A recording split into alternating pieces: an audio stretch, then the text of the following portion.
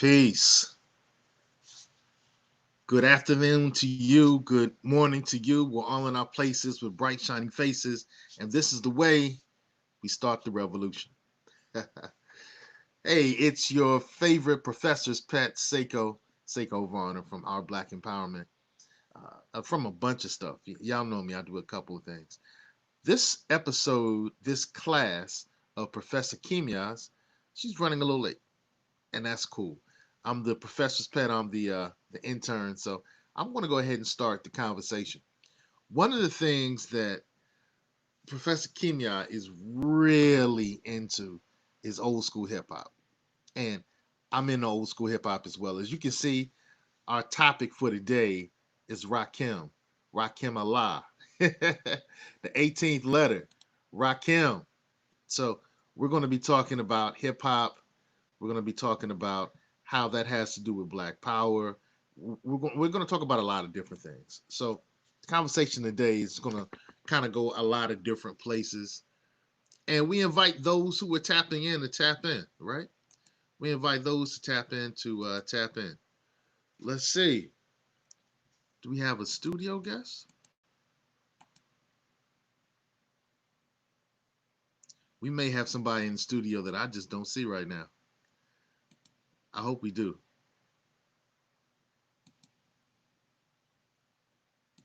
Okay, that's good, brother Emmanuel. Salute, brother. Salute. Black Power. So, you know what, Emmanuel, man, I'm glad that you're here.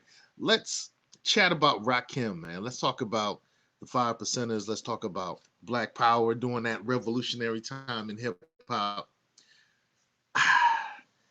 I like to take it back. When I first heard Rakim, I was a freshman at Hampton University. I'm a Hamptonian. I'm black and bougie. Y'all know that already, right? Yeah. So I first heard of Rakim, I want to say during my freshman year. And during my freshman year, that song came out. Check out my melody. Check it. Check out my melody. And I didn't like it. I didn't like the song. I really didn't like the song at first. It wasn't dancey enough for me. I have to say that during that time of my life, I was looking for songs and content that was really popping, that was really making people dance. Heavy D had some hits out. Dougie Fresh had the show. It was just it was a good time. It was a really good time, right? So, when he says, I kick a home on the speaker, pull the plug, and then I jet back to the lab without a mic to grab. Man, listen, I love that. But when I first heard Check Out My Melody,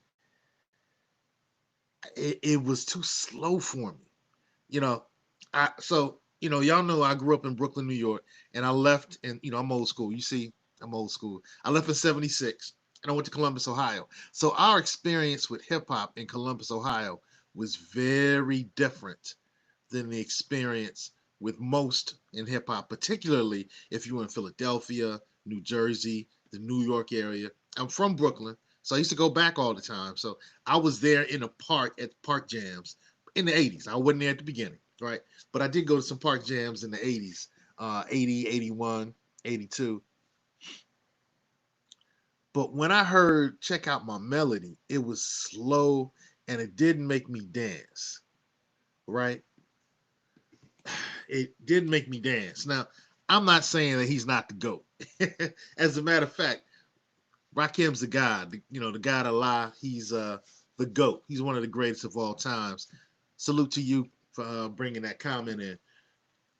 I didn't get it at first. I really didn't get it. Now he said some things that were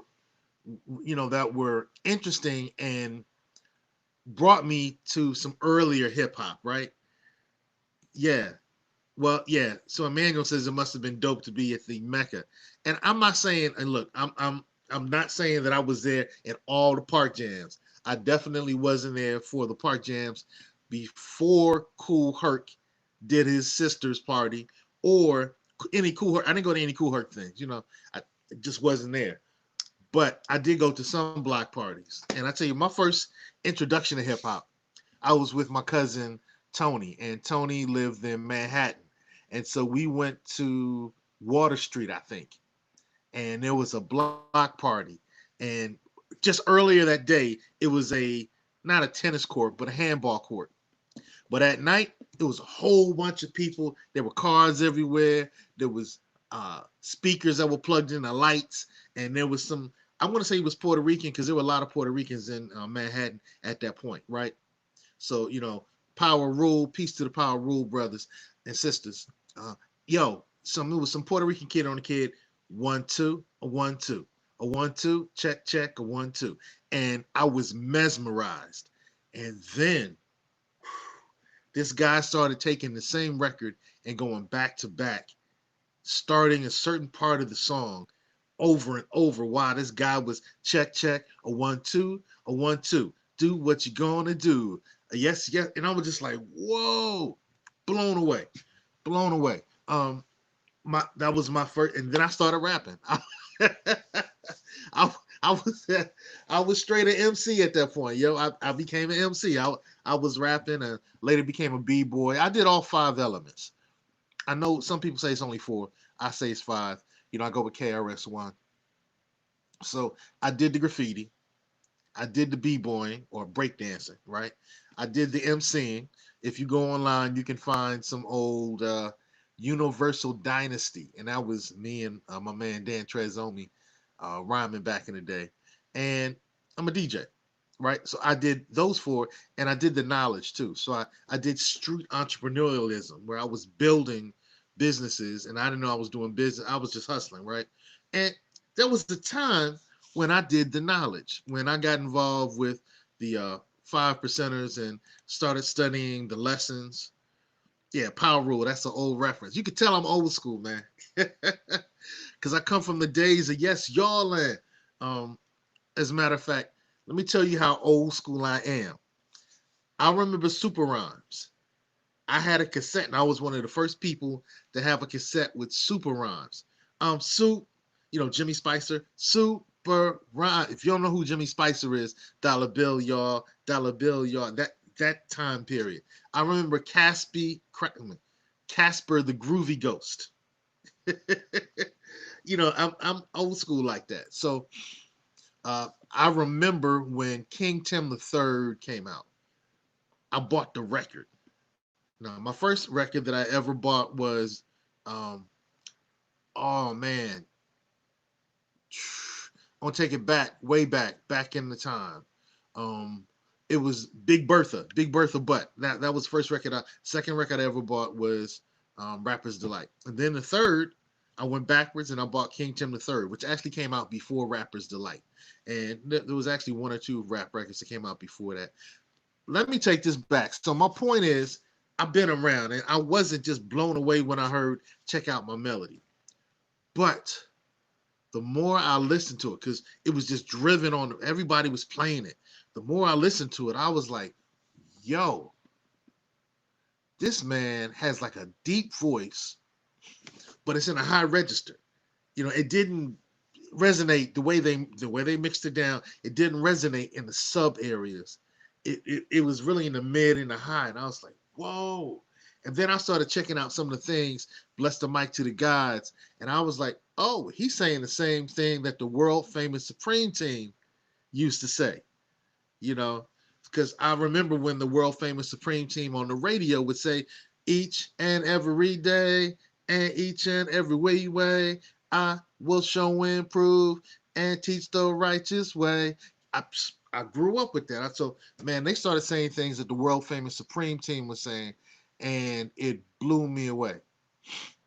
So, peace to Rakim Allah, peace to the guys, peace to the earths, and to the beautiful people of the universe. I say that to say that today,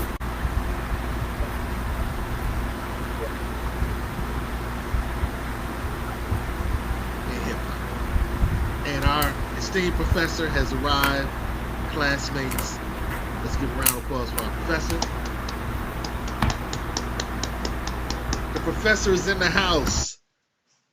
Good professor. I know that you're a great fan of the God Rakim Allah. You know, how did you first get introduced to Rakim Allah? So that was when I Hey, you're was. still muted for some reason.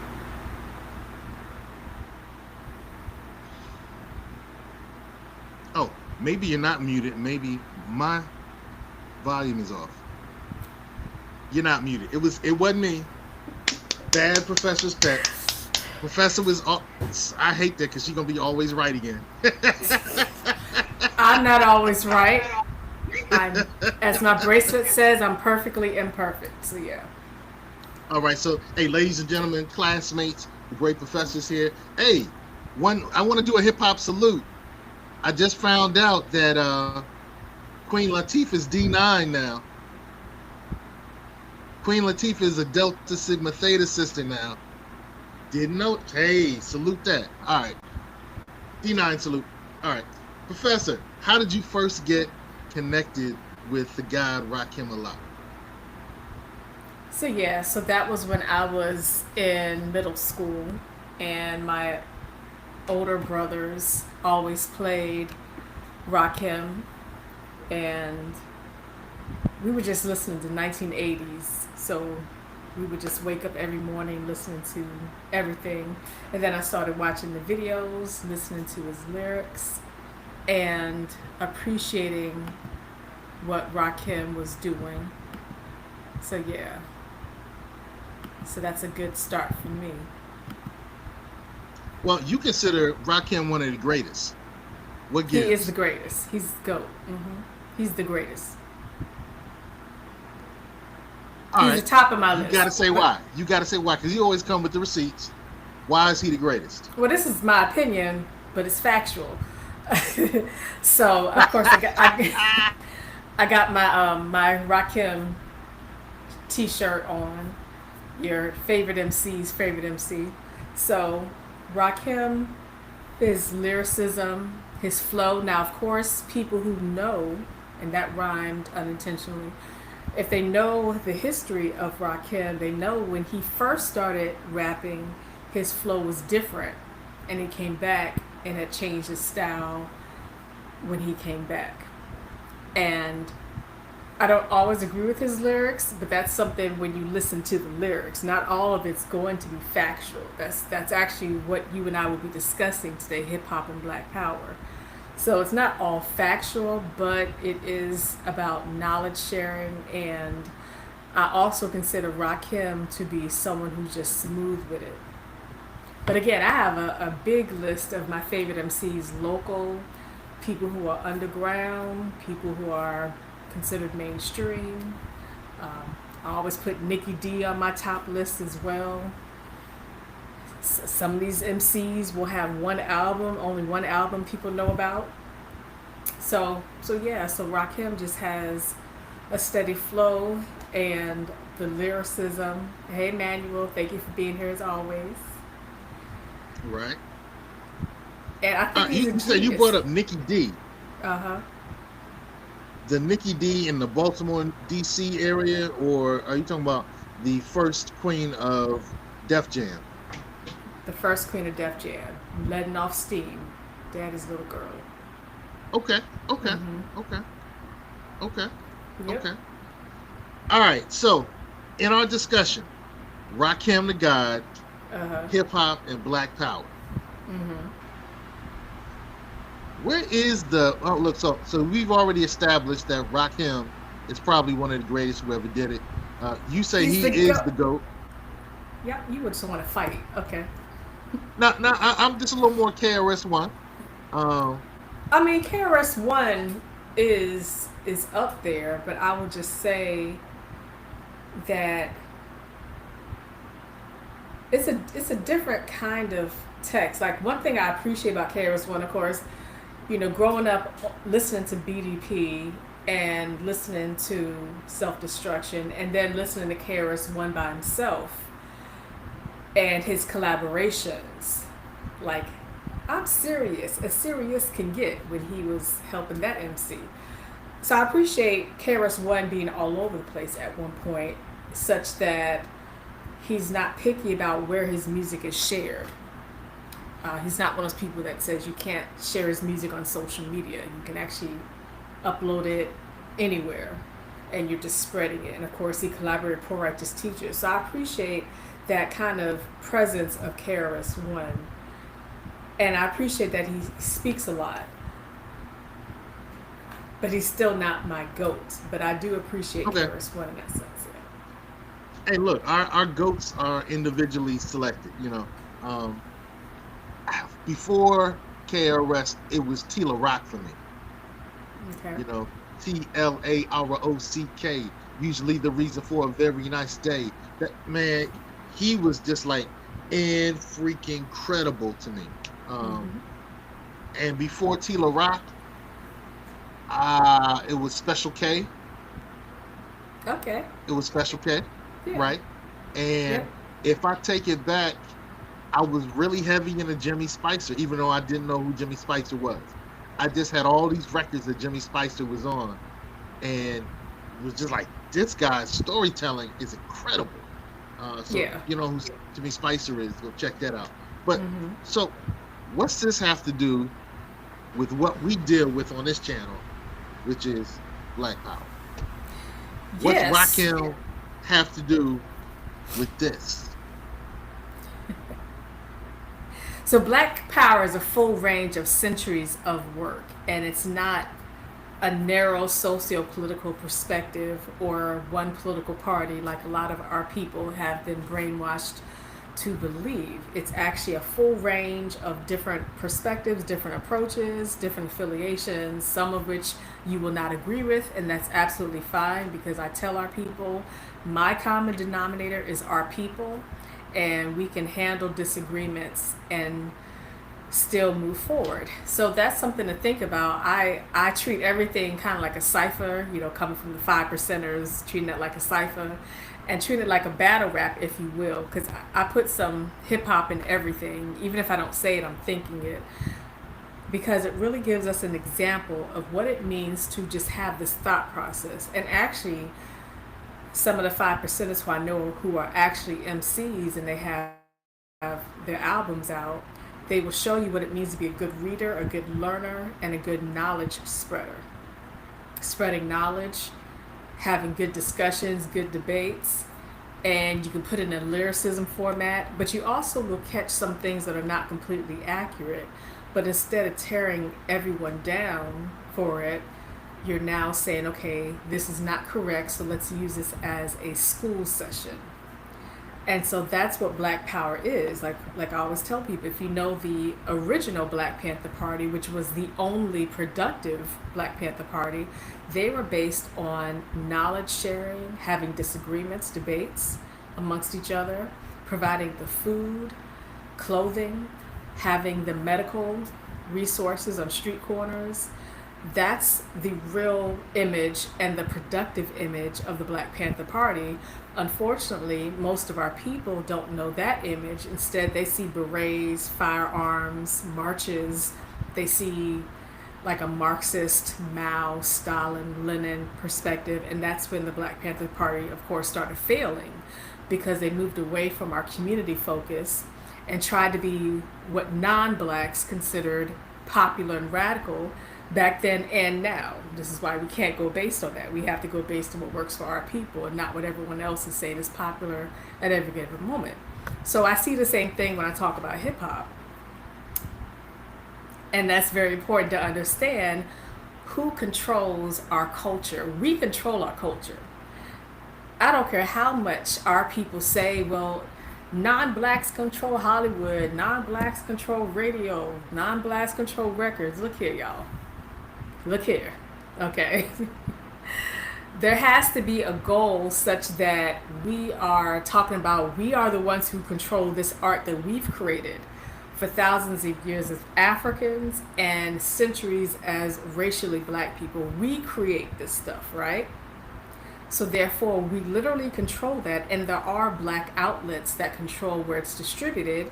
It's not going to be all black, black only, because one thing to understand about hip hop since the 1970s and 80s, once it got out of the city areas, no matter how much people debate where it was created, once it started getting out of there, their fan base was largely white populations. And that included buying the concert tickets. So that is why you see a shift in all the old school MCs, like my favorite GOAT duo, Smith and Wesson. They're all over Europe, and they don't show up late for their performances like they do when they perform in USA. And of course, that's my favorite duo. But I have to tell, I do have to say that they yeah, yeah. I'll just say that part. Well, Um, it's intriguing to me because mhm, I know in some of the early hip hop events, and I'm talking like in the late '70s, real late '70s, early '80s, mhm, we were pushed out of the parks. And I was saying before you hopped on that I was there in a couple of the park jams in Manhattan, right? I didn't go to any of the big ones. I didn't, but I know that we got pushed out of the park and we ended up going into some of the clubs. And the clubs that initially let hip hop performers perform were the punk rock clubs. And mhm. so you'll see an early hybrid of a punk aesthetic with early hip hop artists. So when you look at the album cover for The Message, when you look at early Grandmaster Flash and the Furious Five, and some of the you see the Funky Four plus one more, you'll see a little bit of a punk aesthetic because in many ways those were some of the venues that we were able to go into.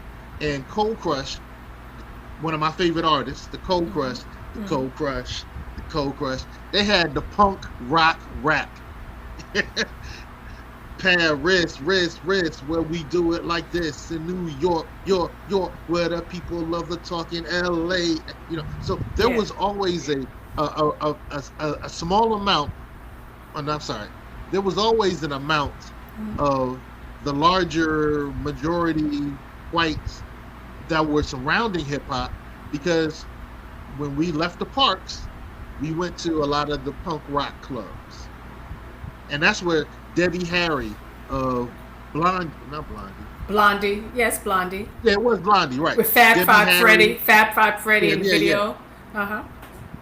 That's where she kind of came into it, right? That's where Rick Rubin got introduced to it in a club that's normally a punk club where there was some hip hop artists performing. And then, and this doesn't include like, uh, what was that? The Latin Quarters. The Latin Quarters wasn't a punk club, but they did have a punk night, right? So it's kind of intriguing that it starts off with us and it does spread. So I just wanted to add a little more foundation to that. Yeah, I appreciate that because that is actually the component of black people on this land in particular. What we do, it's designed to spread. I mean, that's because we also are trailblazers for centuries of racial justice. So when you are a trailblazer for century of racial justice, and that's we're talking about 4 centuries, 5 centuries, it will be a design that's created for your people, but it's expected to spread because if it's only for our people, because black nationalism did not negate having to interact elsewhere, right? So the idea is that it will spread and it's supposed to be reciprocal though. It's not supposed to be we give and then there's no reciprocity. So when you understand the origins of hip hop, that's clear. But you also have to understand that punk rock comes from the original rock, which we are the right. So Chuck Berry, Little Richard, uh, you know, Rosetta Thorpe. We have so many trailblazers that we have who have done this work for a long time. Even if you look at Moonshine Juke Joint, black folk music, right? That Juke those joint. were yeah, like the early 20th century music. When you listen to the lyrics, I was like, ooh, I can't believe it was talking about that. But those are all trailblazers too. The rock that came from that black people created, and then so when you see punk rock, and that's around the world as well, that's part of that. So I'm a big fan of the black rock bands and the black punk rock bands. So Living Color did their NPR Tiny Desk, and there's also Black rock bands have been doing this work a long time, so they do rock and roll, and they also do some reggae sometimes mixed in there. And so that's just a big part of saying how our music mixes.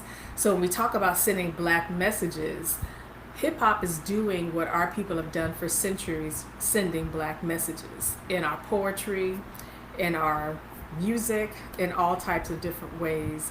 And remember, hip hop is the biggest sampling genre of music, the biggest samplers, right? So Right. Right. you have to Right. talk about what our people have created since the 1940s and 50s, because that is sampled throughout hip hop. And originally, unfortunately, old school hip hop was not giving the proper respect of not to say, hey, I found this vinyl and I'm using it. They should have been given some money where it came from as well. So it took a long time for that to be legally required. So yeah. Well, I want to tap into that concept, and this is how I was going to tap into Black Power at Mm-hmm. some point. Well, let's Bad Bad. Brains. Yes, Yes. that's exactly what I was talking about. Bad Brains, and you can find them, of course, on YouTube. They're all over social media, and they've gotten older, but you can still see them screaming, and you can also find their reggae. So you could also use their music on social media, so you can like use it on Instagram. So that's how prevalent they are. So yeah.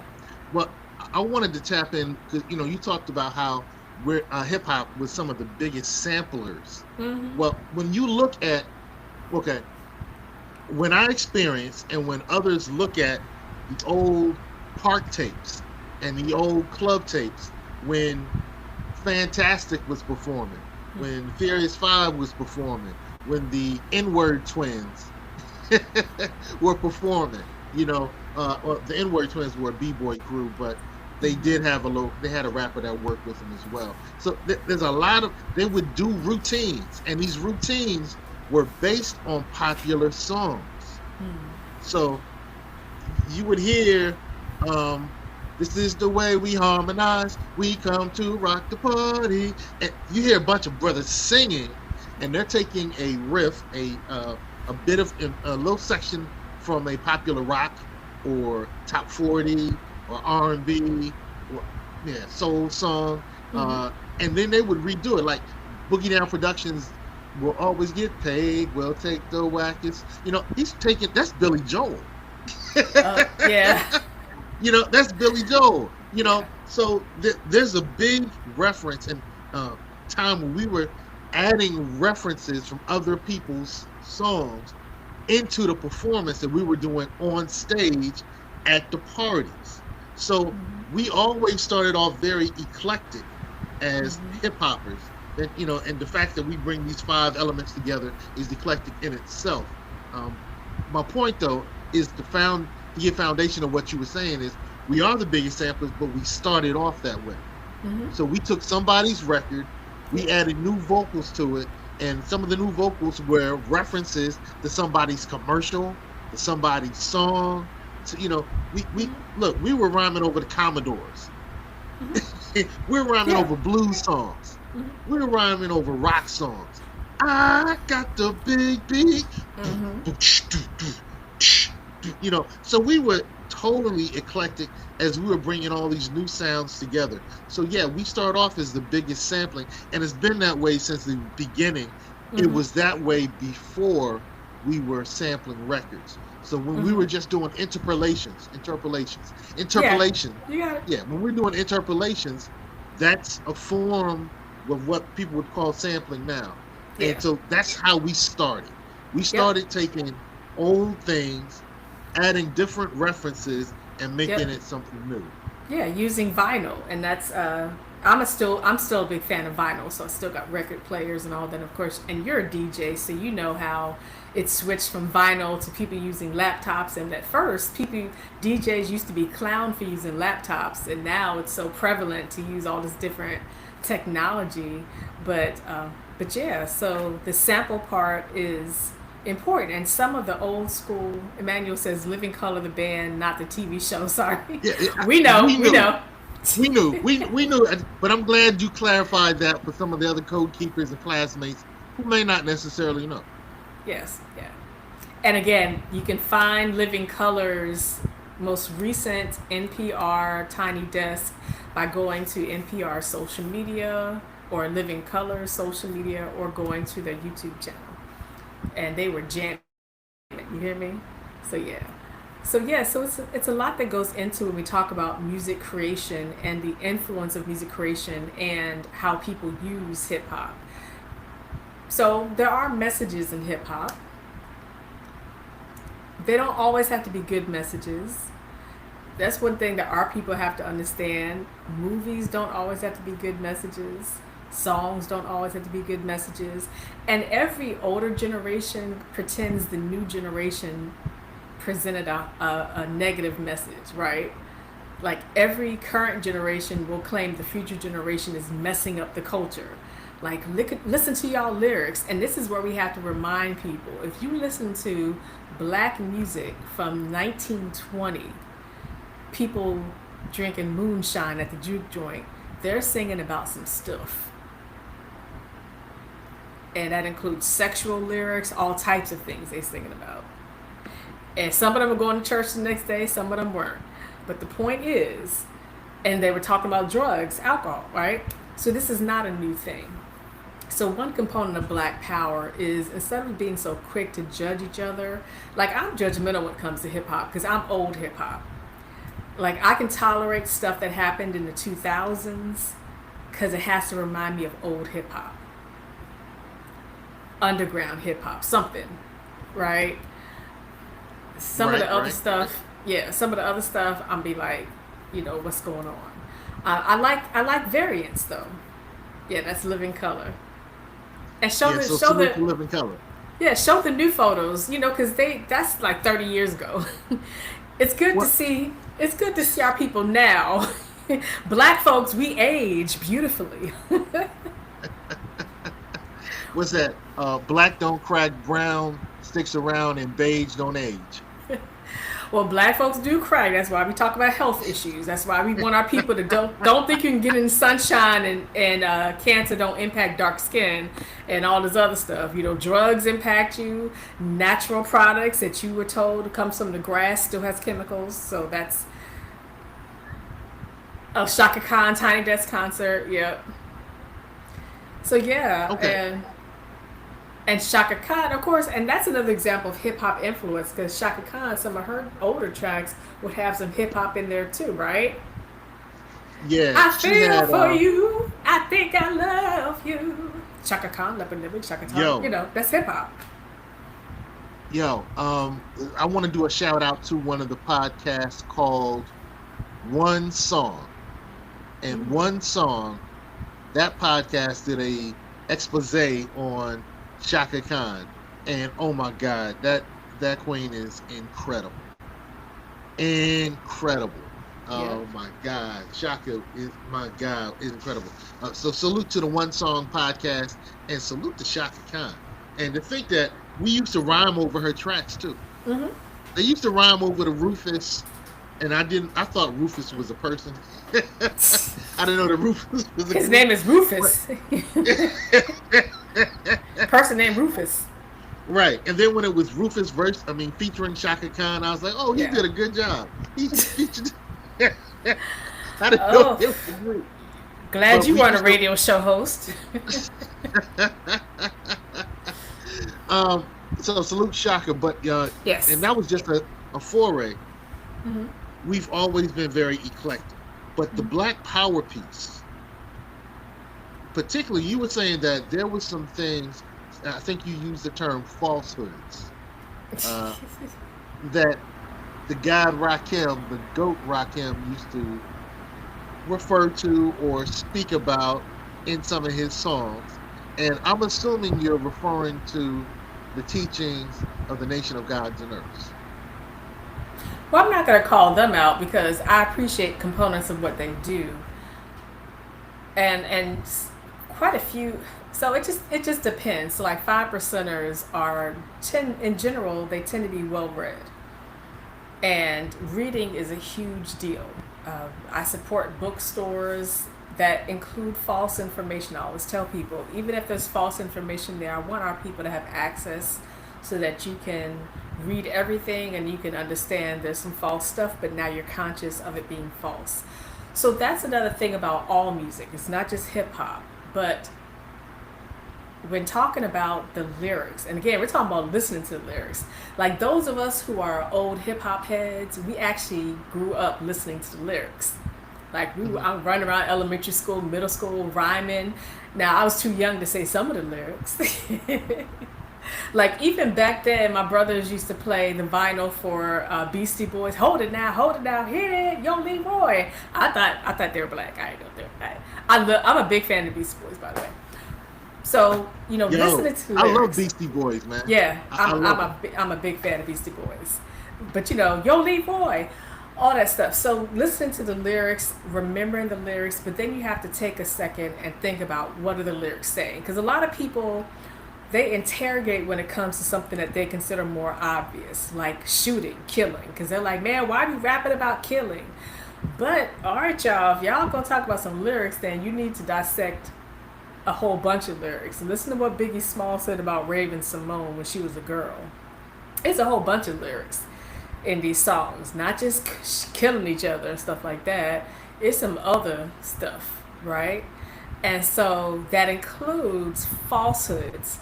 Like, I'm a fan of X Clan, but that doesn't mean that everything they're rhyming regarding our African origins correct.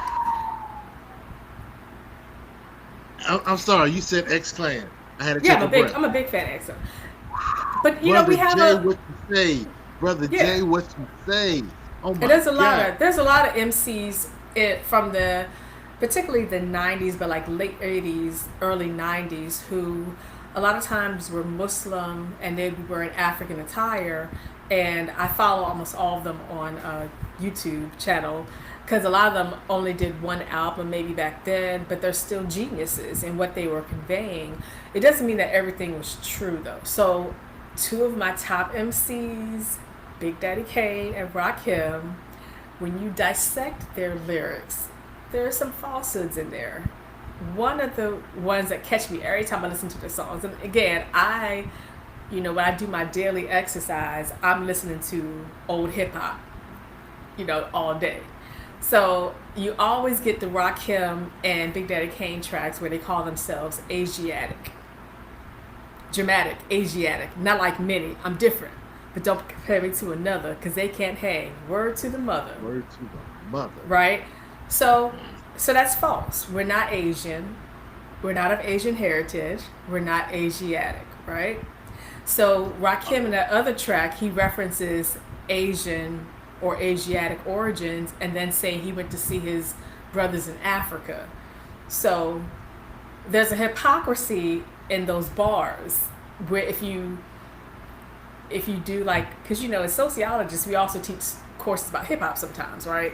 So when you dissect it historically, okay, so now you're claiming that human origins are from the parts of the Eastern Hemisphere that became Asian lands. And that's fine because, scientists and historians will debate about this for the remainder of human existence. I don't care about that. What I care about, though, is our people wanting to identify as Asiatic. Because when you talk about the migration before the continents existed, and then after the water and the land changed into continents, we're talking about thousands upon thousands of years, and then centuries. We're of immediate African descent, so therefore you can't be Asiatic. What? All right, keep going, keep going. Because my introduction to the term Asiatic was very different, and my enlightener was very emphatic about Asiatic not meaning Asian. What's it mean then? But go ahead, go ahead, go ahead with No, what you're no. saying. Then Tell me I'll. what it means. Tell me what it means, because No, I no, want to no. know. I want to know what he created on this one. Go ahead, tell me what he created. Because let me tell you something about our people. I love our people. My Right. entire career, my life are based on our people. But our people be making up stuff. So what did he make up about that? All right. So my enlightener told me Like, that Asiatic meant holy mind. All right. So that was what my enlightener taught, and then there were some teachings from Farad Muhammad, who talked about us coming from deep Asia and migrating into Africa. Right, and that's false, right? Right, right. So when they speak of Asiatic, it's really weird because, It's and false. so I'm agreeing with you that it's misleading at in its most benign state and false entirely at its more The de- definitive state. yes, And the definition of Asiatic, when you look yeah, everywhere, it's deriving from Asia. Okay, to pretend that Asiatic means knowledge, that is anti-Africa and trying to attribute knowledge and the creation of sciences, mathematics, and medicines 100% Asian lands, and ignoring that African lands have these origins of thousands of years of knowledge prior to the thousands of years of Arab Muslim colonizers. Right, exactly, Emmanuel. Look here, people went from being Asiatic to being indigenous to the Western Hemisphere, which the indigenous um, people of the Western Hemisphere are more accurately a direct descendant of the people who migrated before the continents existed, and they migrated from the lands that became racially categorized as Asian, not African. But again, these are all well, our people's distractions, and people try to be. This is what we tell them, like Rakim said, let the rhythm hit them, because people try to put a rhythm to it, and they think that the rhythm's going to make it somehow mesmerizing and factual. Supreme wisdom, unless you. So yeah, it's and okay. so what yeah, there was some of the supreme wisdom that was not it was metaphorical, just like a lot of parts of other holy and religious and guidance texts that were more metaphorical than surface level, take it just as it is. And so that was one of the things that I really loved when I was doing the lessons back in the day. And lead, uh, yo, keep coming in, keep chiming in. I would love All to right, all right. get some more information So in that. But I'll play that back to this part. metaphorical. Go I'll ahead. play that metaphorical game with you all. So tell me, which non-blacks, people who are not of immediate African descent, will try to use Africa metaphorically? I'm waiting. I think that I I'm think waiting for black people to I tell me which people, which Europeans, which Asians, which native indigenous people of the Western Hemisphere would say dramatic, Afronatic. Which of them would use us as a metaphor to compare to knowledge, intellectualism, beauty? Which of them would do that? preach. The answer is zero. Okay, so the fact that black people want to use that as an excuse, whether it's their spirituality, religion, their love for a hip hop artist doing it, it's it illustrates exactly why our people are having a problem with black power. It's ignoring centuries of Now our that's people's work. interesting. That's an interesting take on this. That's okay. But You, look here. I look forward to these non-blacks running around bragging about Afronatic, Afronatic, Afronatic, Afronatic. I look forward to hearing that. With that, they don't want us to talk about slavery and sit in the back of the bus and Jim Crow and the prison system, but instead they want us to spend all of our time talking about our sciences, mathematics, medicines, arts, literatures, and knowledge as Africans. I look forward to that moment. In the meantime and between time, I'm not falling for this nonsense that our people use for centuries to try to create a falsehood, whether it's a religious falsehood or anything else, to pretend that a meaning is missed. all right. And Uh, what's interesting is it wasn't just in the 5 percenters that well, yeah. It just wasn't a nation of gods and earths, right. NGE, that would use the term Asiatic. It also is very prevalent with our Morse Science Temple family as well. So when I studied the Morse Science Temple lessons for the very short time that I did, because I always knew about the Noble Drew Ali, the Prophet Noble Drew Ali, and my elders taught me some of his stuff. But I guess about 10, maybe 15 years ago, I started running into more MST brothers and sisters. And their use of Asiatic is different, and I can't even give It's you it, an explanation because it's I the could never same. really understand it. It's the same. Look here, look here. It's the same. All right. Like Big Daddy Kane, I'm different, but don't compare me to another. They can't, whatever word to the mother. Look at it. It's all the same. It comes out to be the same thing. When our people are spending so much time, knowledge investment on designing something based on something that's not about our people, then that actually says a lot about black power being stuck at this wall. Because again, non-blacks would never spend time sticking at a wall to focus on us instead of themselves. So, and I'm one of those people. I do not. I'm not sensitive to anybody's religion or spirituality. No matter your religion, no matter your spirituality, since the origins of humans, every religion and every spirituality, every single one is based on a lot of falsehoods that people want to believe. And the top dominant religions around the world are forced on people. And I encourage our people to learn outside of what they're told is true just because it's true. Learn the full meaning of things historically. Learn why particular groups of people started to believe things. For example, learn how Arab Muslim colonization of Africa's shaped people's views of knowledge prior to, thousands of years prior to European invasion, and how this is impacting particular religious collectives of our people. And it's being expressed in religious collectives, and it's being articulated in hip hop. Yeah, yeah, yeah. Now I know you're not a fan of AI, Doc. Of No, you're not a AI? fan of AI. But I did decide while you were talking, let me look up what the MST teaches about the term Asiatic, because it never, like I said, I've heard it last 15 years, and it Okay. never really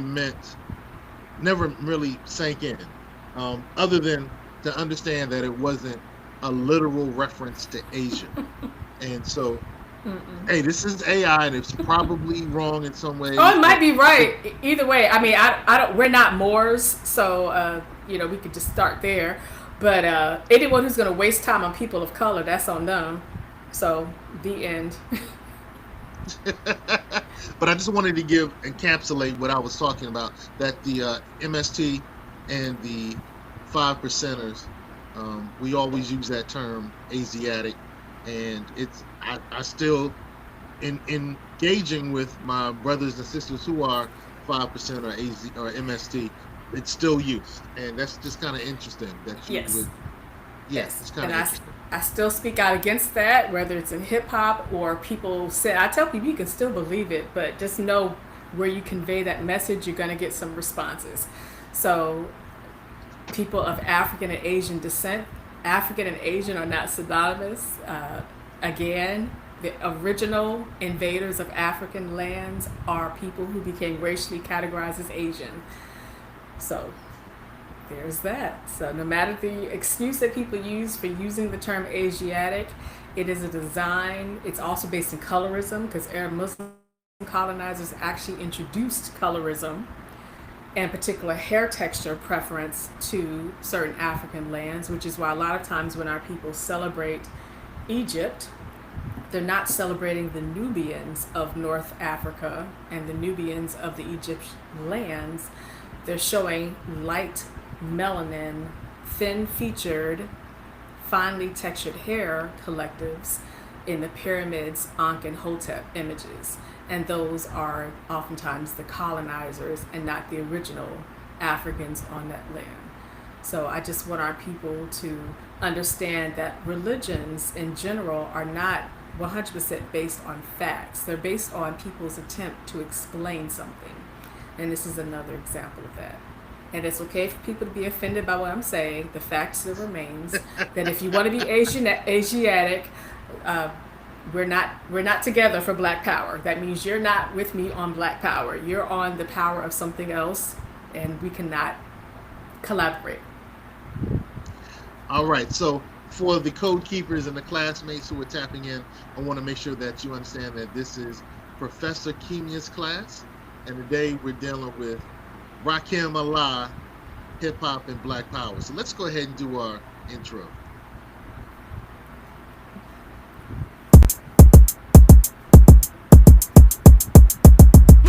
Black diamond, black diamond, black diamond, black diamond,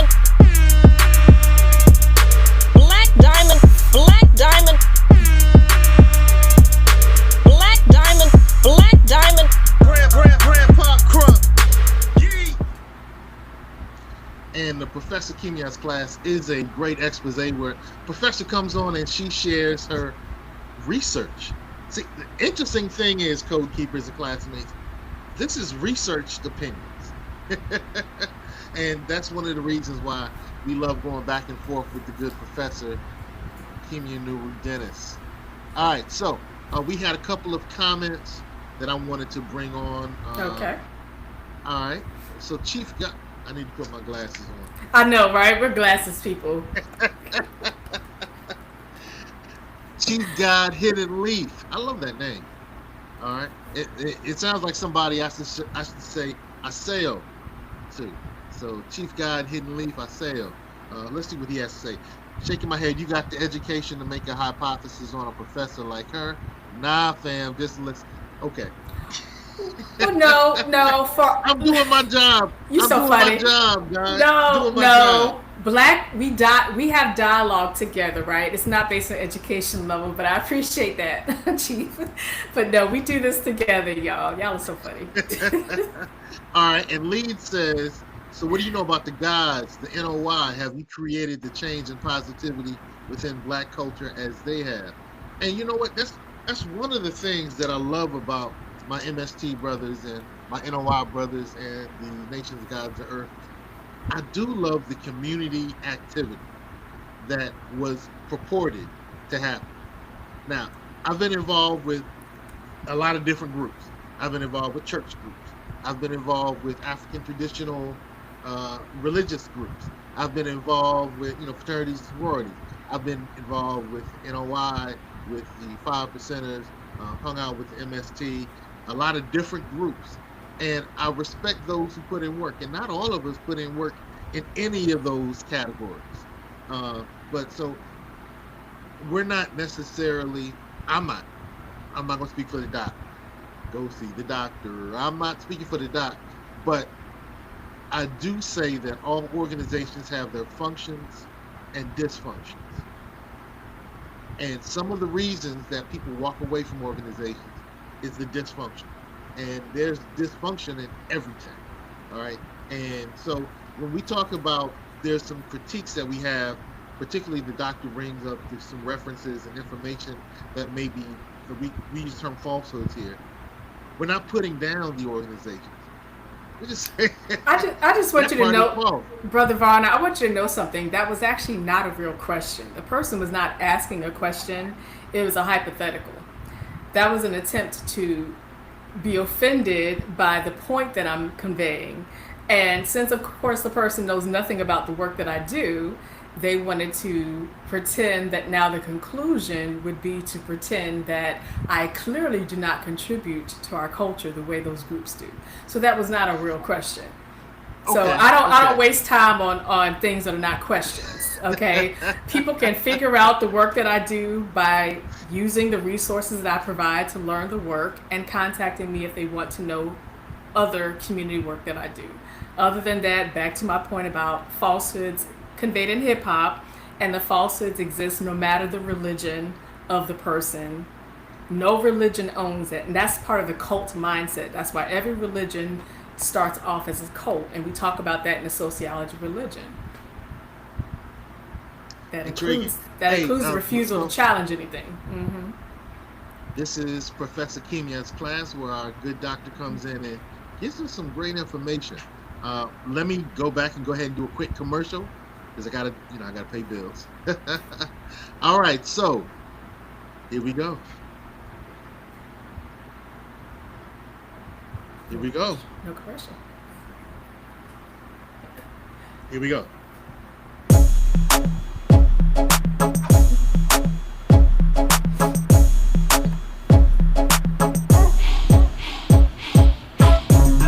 We have to fix our minds. We are still deeply wounded people. So in order for us to have generational wealth, we must have mental wealth first.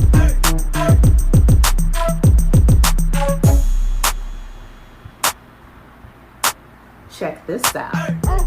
So this is proof that you can absolutely train your brain and your body, which are your servants, and not the master.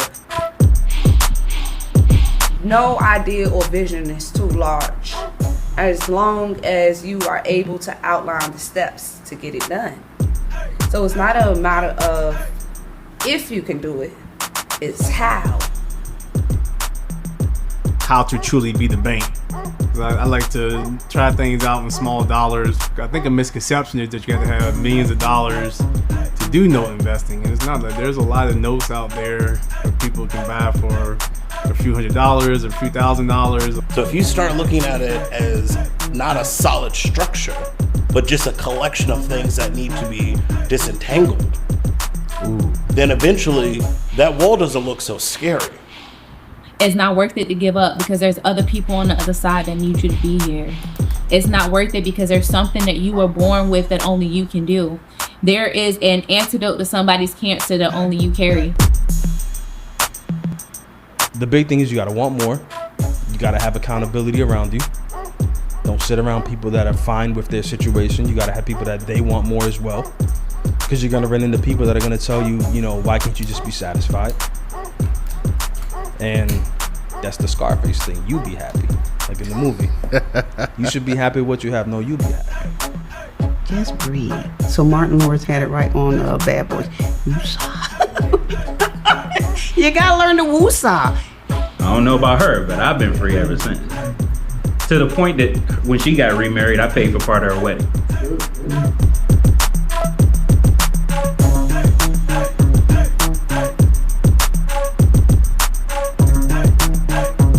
Oh boy, you think you so special. Boys don't cry. Boy, you gon' fear me if you don't fear nobody else. Why would we ever choose to give our children something to cry about?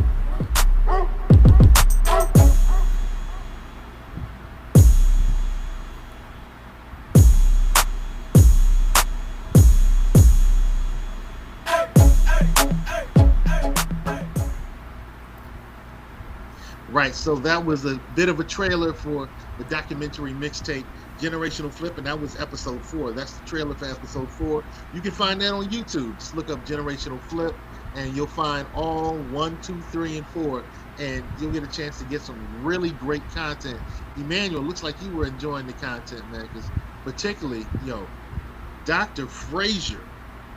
Dr. Frazier. Dr. Frazier. I thought, Emmanuel, I thought you were singing the In Vogue song, Free Your Mind and the Rest will Follow. I thought Emmanuel was singing that song. I first heard Free Your Mind and Your Will Follow through Parliament Funkadelic. Yeah, yep. That was the first time good brother George Clinton, the good bruh George Clinton, that's the first time I was, that I found that information out. Oh, let me say this real quick. Peace to the guys, peace to the earth, peace to the beautiful people of the universe. We're not putting down anybody. Look here, I don't ever do that disclaimer. I don't ever do that disclaimer. I don't do disclaimers because the thing about Black Power, and this is something if you learn centuries, including Marcus Garvey and our other leaders over the centuries, it is a waste of time if you think that you're going to give disclaimers before and after you say everything to our people. Okay, nothing will get accomplished. The change for our people comes in the information we teach to our families, teach to our communities, and to our collectives. We cannot accuse government, schools of teaching falsehoods and harms to our people if we're spreading that within our own culture. The job is 100% up to us, and that is the core of Black nationalism and components of Pan-Africanism. So anyone who wants to hold on to whatever they want to hold on to, that's on them. I don't do disclaimers. I don't do pats on the back. I don't give people a comforter pillow set to make sure they're comfortable. I want our people out of that cult mindset where you have to always feel warm and comfortable, because Black power has always been uncomfortable and challenging.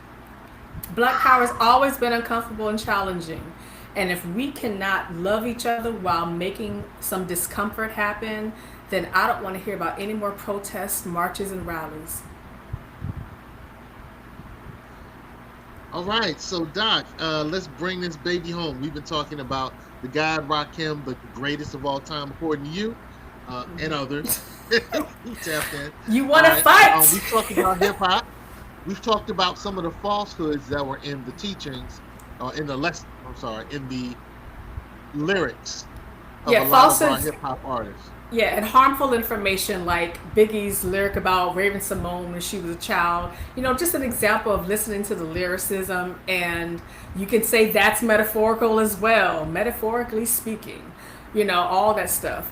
However, the question, we always know that music includes metaphors, but then you have to wonder, when does it become something that actually articulates something in reality? Because I always share the Google Drive that I have all these writings, like Marcus Garvey used lyrics and music, W.B. Du Bois, Harold Cruz. They use art to express, right? Because as Harold Cruz says, Black artists are the intellectual scholars at the core of our people, progressing and evolving, right? So when does it become, we take the turn from claiming everything's a metaphor to actually saying, yo, you're actually regurgitating false information and you're not teaching it in a way that people can understand that this is not literal, it's figurative, and you're not providing information to read beyond just telling people to show up somewhere, but read some stuff, learn some stuff. You're not doing knowledge development so our people can develop economically, health-wise, education-wise. You're just expecting that we assume that this lyricist did not really mean it. And this is where we can celebrate hip-hop. I celebrate GOAT Rakim. I celebrate GOAT Duo Smith and Wesson, Camp Low.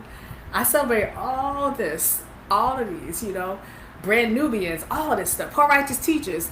I'm a huge fan of Wise Intelligent. I'm a huge fan of all of this stuff. Been to concerts, everything, right? But I still know how to dissect the lyrics the same way as when I read my books, and people can contact me if they want my shared Google Drive of readings. Learn how to dissect information. Emmanuel, you better stop messing with people. You're going to have people trying to hang me from a tree.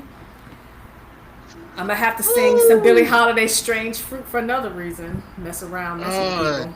The coach was like, F your feelings. You gonna get this education today. You gonna learn today.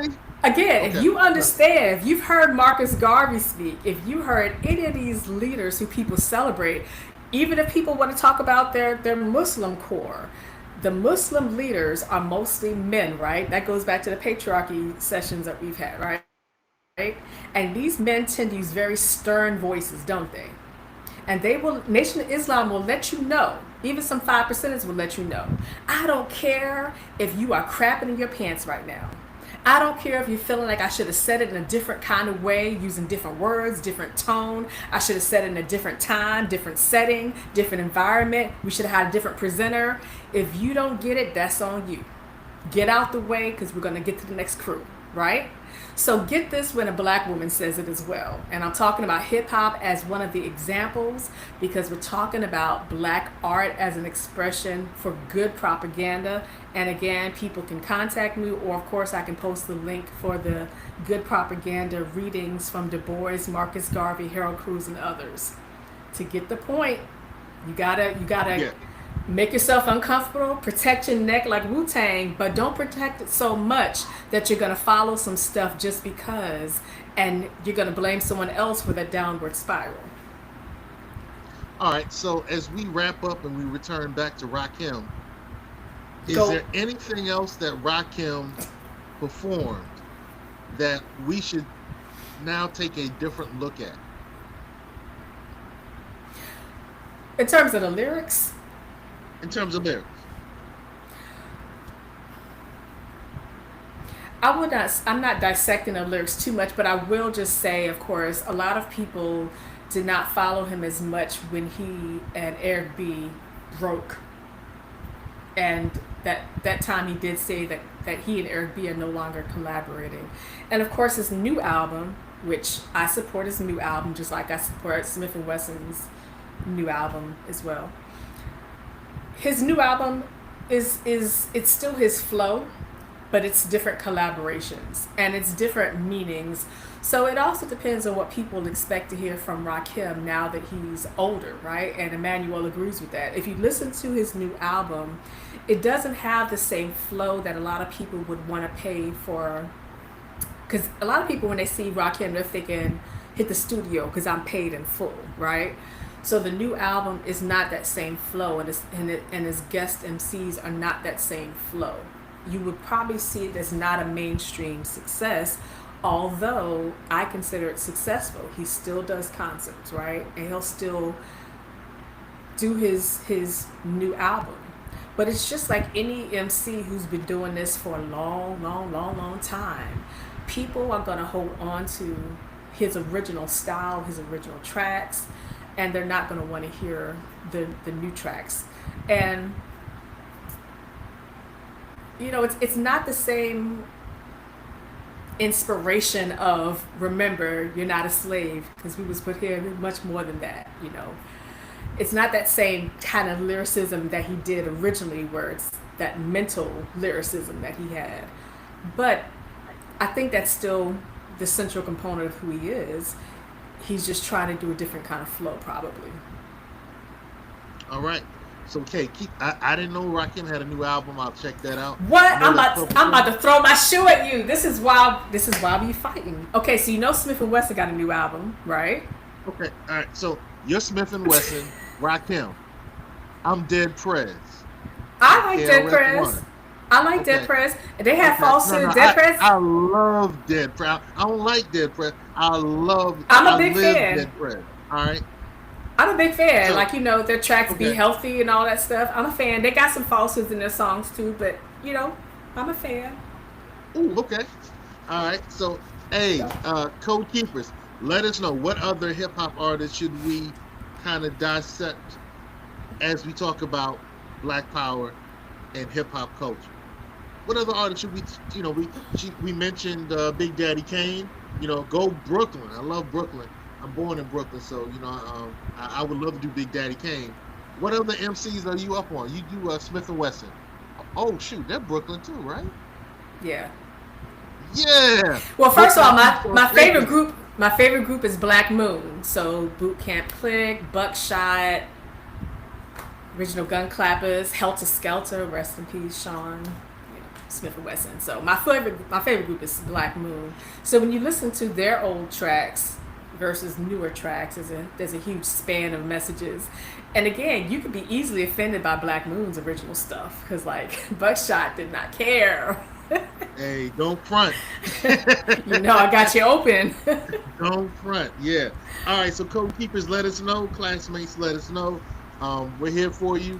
We're going to have the show notes, and we're also going to have the links, the Google Drive links that the doc always provides to you. And, hey, great show as usual. Okay, that's what Emmanuel's saying. Great show. Thank you, Emmanuel.